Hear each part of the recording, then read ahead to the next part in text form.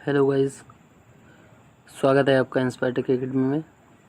देखिए, पिछले वीडियो में हम लोगों ने 130 तक के क्वेश्चंस को समझ चुके थे, देख चुके थे।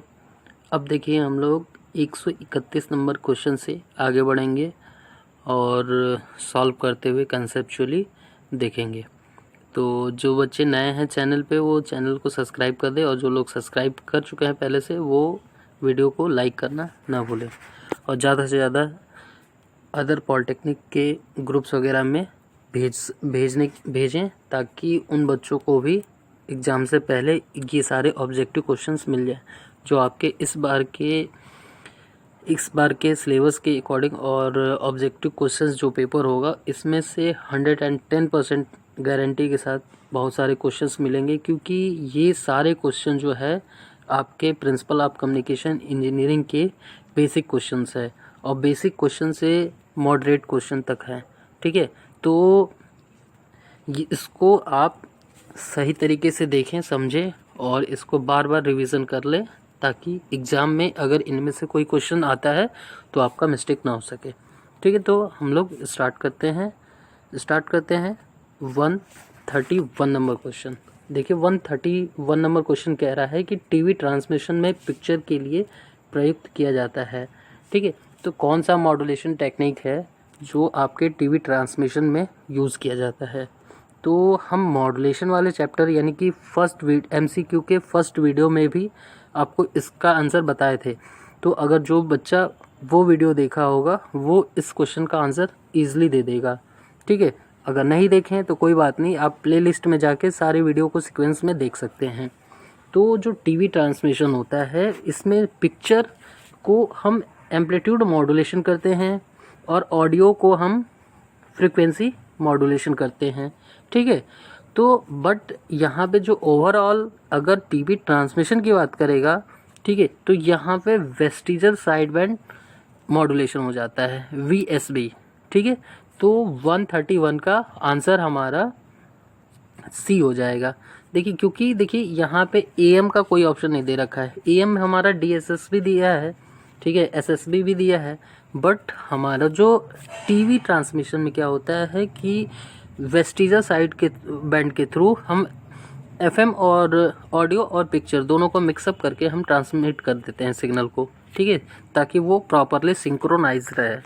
अदरवाइज़ अगर हम इस तरीके से एक बार किसी को AM करेंगे पिक्चर को, और FM करेंगे, और अलग अलग मॉड्यूलेशन करेंगे, तो पता चलेगा कि ऑडियो वहाँ पे जा रहा है और वीडियो बाद में दिखाई दे रहा है। ठीक है, तो इस तरीके की मैचिंग की प्रॉब्लम आती है।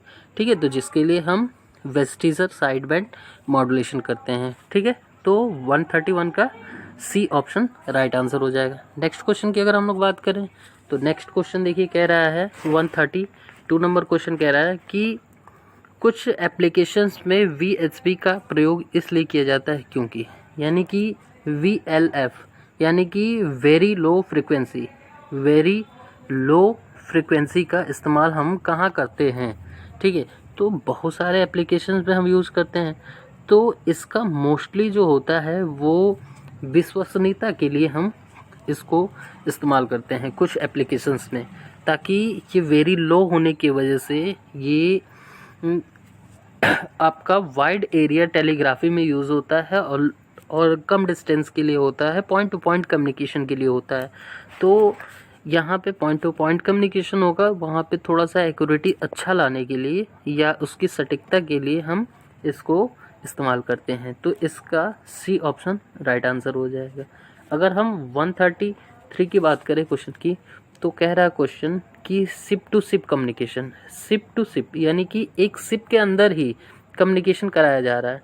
ठीक है, तो इस कम्युनिकेशन में फेडिंग की समस्या का समाधान करने के लिए, फेडिंग की समस्या जो होती है वो आपका, जैसे वॉकी टॉकी देखेंगे, उसमें अगर एक दूसरे से बात करते हैं तो बहुत सारे नॉइज़ आते हैं। ठीक है, या सिग्नल को ये हम भेजते हैं किसी चीज़ को, तो उसमें बहुत सारे क्लिपरिंग आती हैं। तो उन सब चीज़ों को दूर करने के लिए हम उसकी डाइवर्सिटी को चेंज करते हैं, वो फ्रीक्वेंसी डाइवर्सिटी को सेट करके हम इस समस्या को हम का समाधान कर सकते हैं। ठीक है, तो 133 का हमारा सी ऑप्शन सही हो जाएगा। ठीक है, नेक्स्ट क्वेश्चन की अगर हम लोग बात करें तो नेक्स्ट क्वेश्चन कह रहा है 134 क्या कह रहा है क्वेश्चन? 134 क्वेश्चन कह रहा है कि UHF ultra high frequency range की आवृत्तियाँ ट्रैवल करती हैं। ठीक है, जो अल्ट्रा हाई फ्रिक्वेंसी वेव होती हैं, ठीक है, वो किस तरीके से ट्रैवल करती हैं? तो देखिए, वो जो वेव होती हैं वो स्पेस वेव होती हैं, वो स्पेस में ट्रैवल करती हैं। ठीक है, अगर हम बात करें कि स्काई वेव की, तो स्काई वेव के लिए आपका सैटेलाइट कम्युनिकेशन यानी कि आपका अल्ट्रा हाई फ्रिक्वेंसी हो जाती है। ग्राउंड वेव की बात करेंगे तो ग्राउंड वेव के लिए हमारा लो फ्रिक्वेंसी हो जाती है। ठीक है, और सरफेस के लिए भी लो हो जाती है। तो यानी कि जो अल्ट्रा हाई फ्रिक्वेंसी रेंज है वो स्पेस वेव के लिए इस्तेमाल किए जाते हैं। ठीक है, अब देखिए स्काई और स्पेस में डिफरेंट है। ठीक है, स्काई में हमारा एनवायरनमेंट तक ही सीमित रहेगा, बट जो स्पेस है वो एनवायरनमेंट के बाहर भी, जैसे सैटेलाइट वगैरह का। ठीक है, तो 134 का ए ऑप्शन राइट आंसर हो जाएगा। ठीक, आप इसको अपने बुक में टेबल के अकॉर्डिंग भी देख सकते हैं। ये सारे रेंज दे रखे हैं 3 किलो हर्ट्ज से लेके 300 गीगा हर्ट्ज के बीच में ये सारे रेंज होते हैं, जिसमें आपका very low frequency, medium frequency, high frequency, very high frequency, ultra high frequency, super high frequency, फिर एक्स्ट्रा हाई फ्रिक्वेंसी, ये सारे फ्रिक्वेंसी लेवल आते हैं।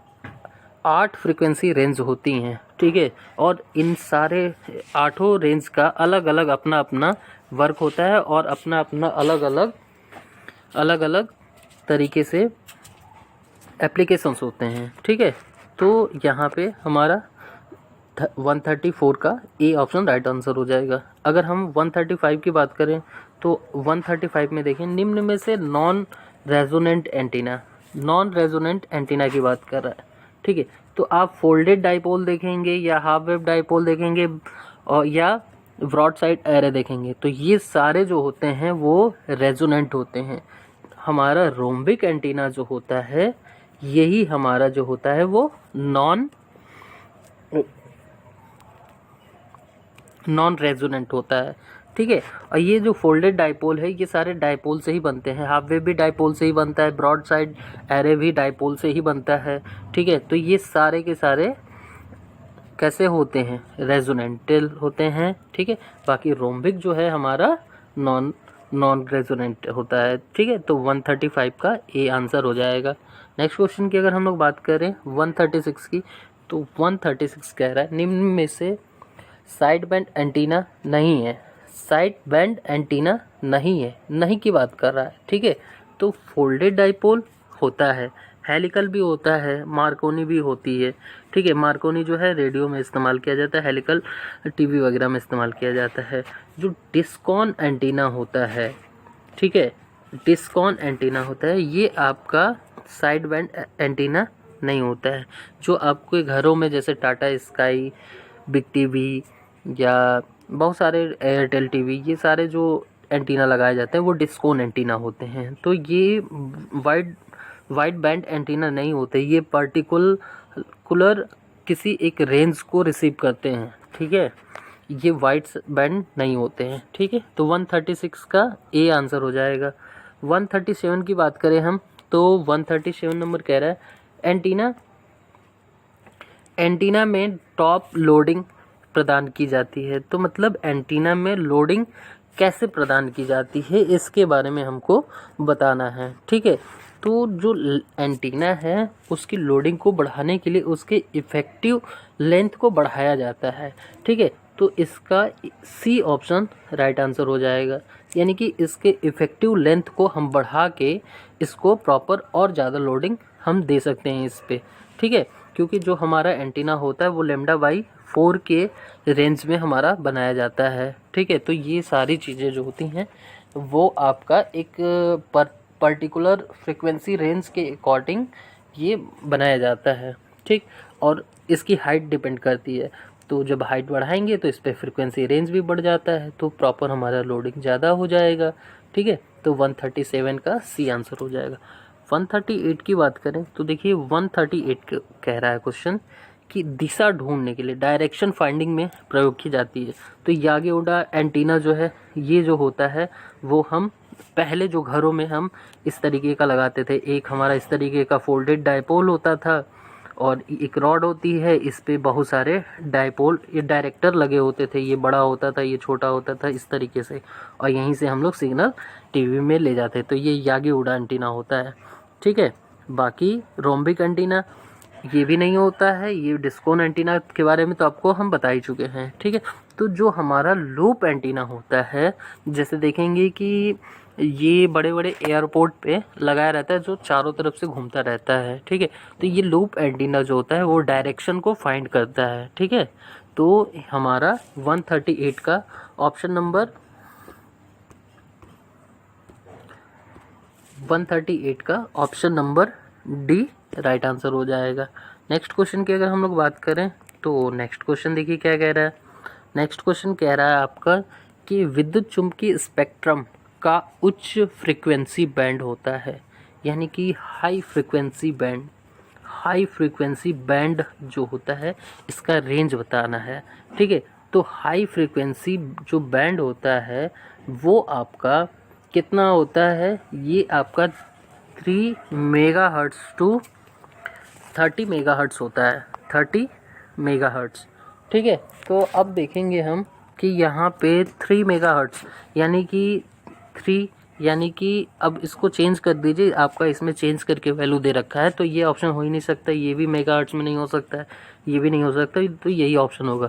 तो 3 मेगाहर्ट्ज़ बोले थे ना, तो 3 × 10⁻³ MB में हो गया। ठीक है, 1000 MB में हो जाता है, यानी कि 3000 हो जाएगा, और 30 मेगाहर्ट्ज़ ये 30 हो गया। तो इसका ऑप्शन डी राइट आंसर हो जाएगा। ठीक है, तो नेक्स्ट क्वेश्चन की अगर हम लोग बात करें 140 नंबर, तो देखिए 140 नंबर क्वेश्चन क्या कह रहा है। 140 नंबर क्वेश्चन कह रहा है कि वह एंटीना जो सभी दिशाओं में समान रूप से रेडिएशन जनरेट कर सके। ठीक है, तो इसके लिए जो होता है वो हमारा इस टाइप के एंटीना को हम ओमनी डायरेक्शनल एंटीना बोलते हैं। क्या बोलते हैं? Omni directional antenna. ठीक है, तो ऐसा ओमनी डायरेक्शनल एंटीना का क्या होता है कि ये जो होता है वो चारों दिशा में समान पावर का रेडिएशन रेडिएट करता है। ठीक है, तो ओमनी डायरेक्शनल हो जाएगा इसका आंसर। तो देखिए इसमें ऑप्शन में दे रखा है आपका डी ऑप्शन, तो 140 का डी ऑप्शन करेक्ट आंसर हो जाएगा। यागी उडा एंटीना के बारे में हम बता दिए, रोम्बिक एंटीना भी बता दिए थे, डायरेक्शनल एंटीना। तो डायरेक्शनल एंटीना का मतलब एक पर्टिकुलर डायरेक्शन में उसका गेन ज़्यादा होगा, और ओमनी डायरेक्शन में क्या होगा, चारों दिशा में उसका गेन ज़्यादा होगा। तो वो एंटीना हमारा सभी दिशाओं में समान रूप से रेडिएशन को रेडिएट करेगा। तो ये हमारे 140 तक के क्वेश्चन हैं। नेक्स्ट वीडियो में हम 141 से आगे के नेक्स्ट क्वेश्चन को हम कवर करेंगे। तो ज़्यादा से ज़्यादा वीडियो को शेयर करें, लाइक करें, और चैनल पे जो लोग नए हैं वो चैनल को सब्सक्राइब करें।